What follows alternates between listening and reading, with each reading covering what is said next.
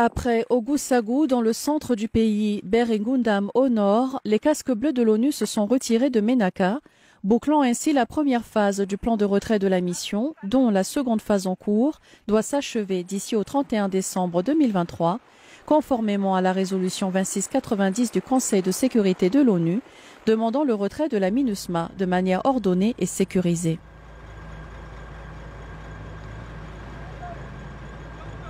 Dans le cadre de la procédure établie, le départ de la MINUSMA de Ménaka a été précédé d'une cérémonie officielle qui a eu lieu le 25 août. Au cours de cet événement, la chef du bureau de la mission à Ménaka et le gouverneur de la région, en leur qualité d'autorité civile désignée, ont apposé leur signature sur les documents certifiant le bon état du camp occupé par la MINUSMA, avec une description des infrastructures qui s'y trouvaient, ainsi que la conformité de la mission à ses obligations environnementales. La restitution officielle de cette emprise à l'État malien marque la conclusion de la présence de la MINUSMA dans la région de Ménaka, ainsi que des responsabilités qui lui étaient jusqu'à présent assignées.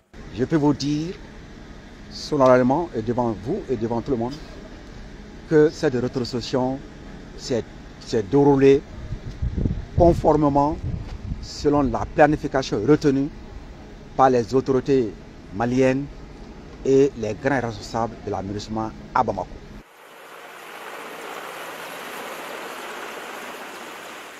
En quittant Ménaka, la mission a laissé un environnement sain et un espace de travail fonctionnel, y compris une centrale électrique, comme l'explique l'ingénieur de la MINUSMA qui s'est chargé de former les agents de maintenance avant le départ définitif de la mission. Nous avons des groupes qui restent sur place, à savoir le Bruno 500 kVA de puissance qui va être retrocédé au gouvernement du Mali.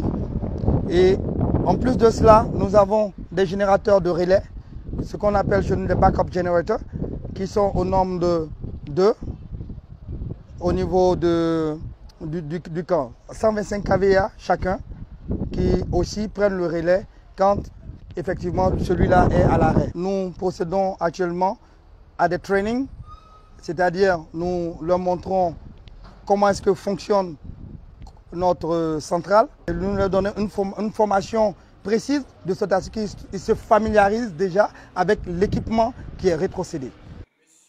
Depuis 2016, la MINUSMA a déployé environ 800 membres du personnel civil et militaire dans cette région du Mali pour faciliter le retour de l'autorité de l'État, la stabilité, la réconciliation et la cohésion sociale. D'importants projets tels que l'adduction d'eau potable et des activités plus modestes mais qui ont permis aux communautés de toucher les dividendes de la paix y ont été mis en œuvre avec le soutien de la mission onusienne. Les actions de sécurisation et de protection du personnel en uniforme ont aussi participé à la stabilité que tous recherchaient. Nous avons travaillé pendant ces 10 ans dans l'ambiance, dans le bénéfice total et nous avons bénéficié de beaucoup de compétences. Nous avons bénéficié aussi de toutes les associations de la société civile. Je parlerai des filles, je parlerai des femmes, je parlerai des artisans, je parlerai des handicapés, pour ne dire que c'est là. C'est pour dire que la MINUSMA, depuis qu'elle est arrivée ici, elle s'est occupée de la population de Ménaka pour vraiment l'encadrer, pour l'appuyer et la sécuriser. Donc vraiment, nous ne pouvons que remercier la MINUSMA et rester reconnaissants à la MINUSMA. La MINUSMA a fait une dizaine d'années avec nous, avec tout ce qu'elle a réalisé pour nous. Ce n'est pas facile de regarder ces gens en face et qu'ils vous quittent. Je voudrais juste rappeler 2 cas qui sont très importants pour nous, médias. La radio rurale de Ménaka a été réhabilitée à plus de 23 millions par la MINUSMA. Au moment, en 2012, elle avait été pillée et vandalisée. La MINUSMA qui est venue au secours pour la réhabiliter et puis l'équiper. Ce sont des efforts que la MINUSMA a consentis. La MINUSMA doit partir aujourd'hui. Nous sommes obligés d'être reconnaissants envers la MINUSMA. Dirigeant ce dispositif imposant se trouve Seydou Dao, le chef de convoi qui examine scrupuleusement les derniers ajustements et fournit des instructions aux chauffeurs avant le départ. Oui, c'est très important pour la sécurité du cargo même. On va réduire l'air dans le pneu, c'est pour que ça balance bien sûr pour la sécurité.